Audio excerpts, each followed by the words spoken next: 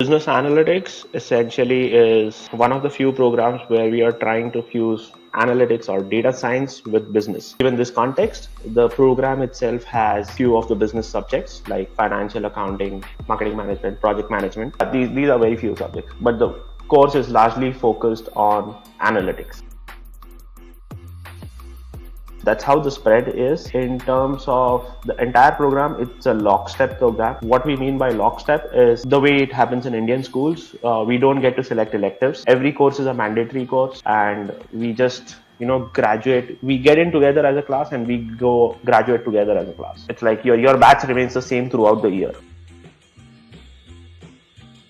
In terms of the subjects that they teach here, they touch upon almost all of the subjects that are required by industry in the market, and that's why business analytics program has been almost ranked as number 4 in the world. It pretty much covers everything that you need to know, plus the case studies and the topics that they are taught are updated every year. That's a part of faculty's responsibilities, that you are always up to date with what is happening in the market. Like for subjects even in the spring semester, when I say spring semester, it is some subject that is being taught in February of 20, and the case studies that would be used in that semester would be something that was done in December of 2017, like the year earlier December, or maybe in January. So that's what I mean by being up to date.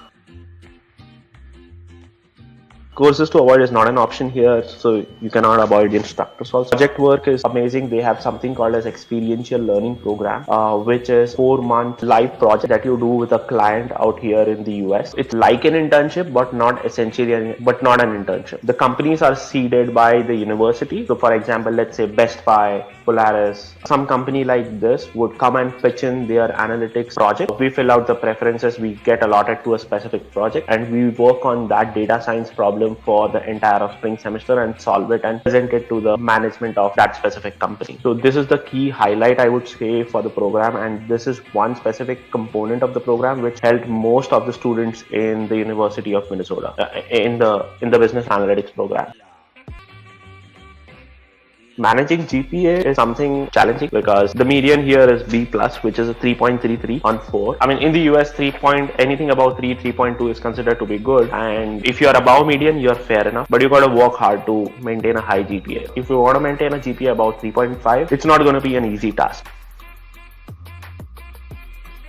Weekly schedule, you have Monday to Thursday as your college, and then Friday, Saturday, Sunday are holidays, but then you wouldn't get time to breathe since the start of the program because there will be so many assignments, so many things to do with the group, team assignments, individual assignments, etc. That's going to be tough for anybody to manage. That's about academics.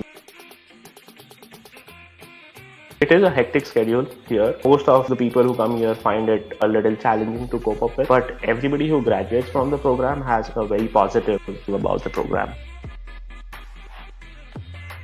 Oh, absolutely not, because the program here is structured in a way where it also takes care of grads who are, or students who are not having any kind of data science or analytics background. Like for me specifically, I had zero background. For me, R was just an alphabet before I started the program. That was my level of knowledge, but the program has done a fantastic job at managing students like me who have zero experience. But then over the years, like last year they changed it, and now they are giving some prerequisite in terms of learning some tools and courses before entering the program, which I think it's again a great thing, which will just definitely something that would help students.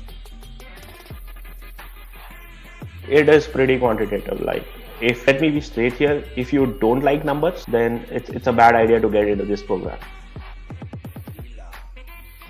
It is great for your resume, and in some cases it does translate to your full-time job, but they are very, very rare cases. Apart from the experiential learning program, there are a couple of other live projects that we do in the summer and the fall semester as well, which are mostly with the consulting companies. Like I did one with McKinsey and then another one with Unilever. And these companies would change every year. Like this year, the current batch did these projects with PwC and McKinsey. So these are the other projects which are good for your resume, kind of. They have like no visibility in terms of transitioning into a full-time role, but yeah, these are projects that can help you, pitching yourself well in the market.